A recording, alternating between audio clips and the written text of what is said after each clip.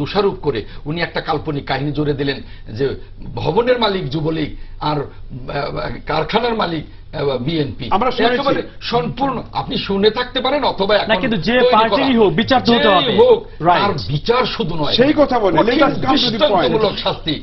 একটি কথা আমি বলবো যে প্লিজ আমি মাননীয় প্রধানমন্ত্রীর কাছে অনুরোধ করব, আমি স্বরাষ্ট্রমন্ত্রীর কাছে অনুরোধ করব, এই ঘটনাকে আপনার আন্তরিকতার সাথে এই দুর্যোগে আপনারা কাজ করবেন। আপনারা সরকারে আছেন, আমরা সার্বিক সহযোগিতা দিচ্ছি, সহযোগিতা দেব।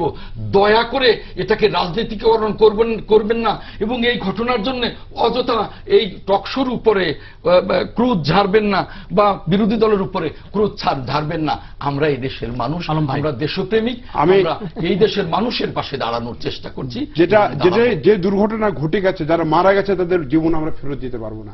কোটি টাকা দিয়ে লক্ষ জীবনের কোনো ক্ষতিপূরণ হয় না, কিন্তু এদের কার অনুপস্থিতি, এদের যে পরিবার, এদের উপর নির্ভরশীল পরিবার যেন বেঁচে থাকতে পারে সেই জন্য উপযুক্ত কম্পেনসেশন, যে তাজরিন গার্মেন্টসে যেভাবে মাননীয় প্রধানমন্ত্রী করেছেন 12 লক্ষ টাকা করে, সেই ধরনের সহযোগিতা বিরোধী নেত্রী বলেছেন 20 লাখ করে দিতে হবে, এবং উনি বলেছেন ওনার সহযোগিতা চাই।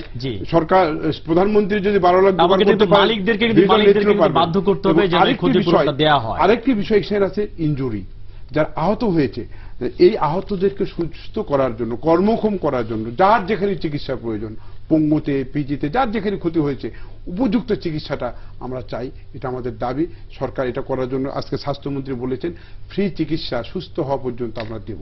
এই কথাটা যেন রক্ষা করা হয় এবং এই কথা যেন সরকার রক্ষা করে, তার জন্য চাপ সৃষ্টি করার জন্য আমরা বিরোধী দলের নেত্রীর কাছে আমরা প্যাসিফিক চাপ চাই, রিকোয়েস্ট চাই। এখানে এটা হলো না, এখানে এটা হলো না, তারা যেন প্যাসিফিক ভাবে। আজকে বাংলাদেশের বিরোধী দলের শীর্ষ পর্যায়ের সকল নেতা সাজানো মামলায় জেলে, তারপরেও কিন্তু আমরা একবারের জন্য উচ্চারণ না করে আমরা ওখানে চলে গেছি এবং আমরা ওখানে যাব, ওখানে থাকব, ওখানে সার্বিক সহযোগিতা আমরা দেব। সারা জাতি কিন্তু ক্ষুব্ধ যে ওই রানাকে পালিয়ে যেতে ওই মোরাজ্জং সহ একেবারে ইচ্ছা করলেই ধরতে পারত পুলিশ বাহিনীর লোকজন এই সহায়তা করেছে। এটা কিন্তু পুরো জাতি ক্ষুব্ধ। আমরা চাই ওই সোহেল রানাকে অনতিবিলম্বে গ্রেপ্তার করা হোক এবং যে সমস্ত মালিক আছে তাদেরকে গ্রেপ্তার করা হোক এবং এর উপযুক্ত শাস্তির বিধান করা হোক এবং এই ঘটনাকে রাজনীতিকরণ না করে আসুন কোন সুযোগ নাই, রাজনীতিকরণের কোনো সুযোগ নাই। এই সকলে মিলে এই ঘটনার থেকে আমরা কিভাবে যত তাড়াতাড়ি যতটা সম্ভব রক্ষা করতে পারি, তাদেরকে রেস্কিউ করতে পারি, এই চেষ্টা করি।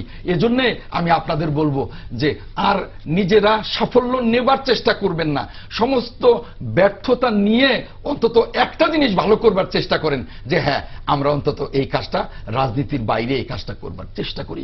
আর সেনাবাহিনীকে ব্যবহার করবার চেষ্টা করবেন না, তারা অনেক পরিশ্রম করছে, অযথা আপনারা তাদেরকে দিয়ে রাজনৈতিক বিবৃতি দেবার চেষ্টা করবেন। সেনাবাহিনী তো পুতুল না, আমরা এই দেশের সন্তান, আমরা এই দেশের সুখে। আজম ভাই, সেনাবাহিনী তো আর পুতুল না, সেনাবাহিনী ওয়েল ইকুইপড প্রফেশনাল অফিসার্স। যে আমি শিখিয়ে দিলাম আর পুতুলের মতো সেনাবাহিনী বলল, আজকের সেনাবাহিনী সেই সেনাবাহিনী না। 18 তলায় যাওয়া স্কাইলিফট 2টা কিনেছেন, এটা 20টা কেনা দরকার। ওই রাশিয়ার অস্ত্র কেনার চেয়ে এটা বেশি গুরুত্বপূর্ণ। রাশিয়ার উপর আপনার এত রাগ কেন? রাশিয়ার উপরে রাগ, রাশিয়ার উপর রাগ 71 সালে সাহায্য করেছে আমাদেরকে, ধন্যবাদ দিতে পারেননি। এরা কি চায়নার থেকে নিলে খুশি হতেন আপনি? কি কথা বলি আমি? কি চায়নার আমেরিকার কথা বলেছি? আমি বলেছি ওই অস্ত্র রাশিয়ার থেকে, আপনি এই স্কাই লিফট রাশিয়া থেকে কিনতেন, ওই অস্ত্র কেনার চেয়ে এই লিফট কেনা বেশি। আপনারা তো কিনেননি, একটাও তো কিনেননি আপনাদের, পেরেছেন? আমরা কিনেছি রে ভাই। মানে এটা স্বীকার করবেন না যে হ্যাঁ আমাদের ভুল হয়েছে, এটা স্বীকার করবেন না যে আমরা ছিল না, আমরা কিনেছি, ছিল না আমরা কিনেছি। আজম ভাই, আপনারা তো একটাও কিনেননি। নিজেদের ব্যর্থ এই ঘটনা নিয়ে তর্ক করবেন না, হাসবেন না। সমস্ত জাতি আজকে আপনার কথা শুনে মানুষ হাসছে ভাই। না, সমস্ত জাতি আপনি রাশিয়ার উপর এত রাগ কেন? আমি রাশিয়ার উপর আমার রাগ নেই। তাহলে বারবার রাশিয়া বলছে। আমার রাগ সরকারের উপরে, যে সরকার রাশিয়ার কাছ থেকে স্কাইলিফট কিনতেন, অস্ত্র কিনতে গেলেন কেন? আজকে আমরা তাদেরকে রেস্কিউ করতে পারছি না। অস্ত্র আমাদের দেশের প্রতিরক্ষার জন্য প্রয়োজন আছে, অবশ্যই প্রয়োজন আছে, প্রয়োজন ছিল। শুনেন আজম ভাই, আপনার কান্না দেখে আমি খুব কষ্ট পাচ্ছি। শুনেন, আমি খুব কষ্ট পাচ্ছি। আজকে তাকান তাদের দিকে, আজকে তাদের দিকে তাকান।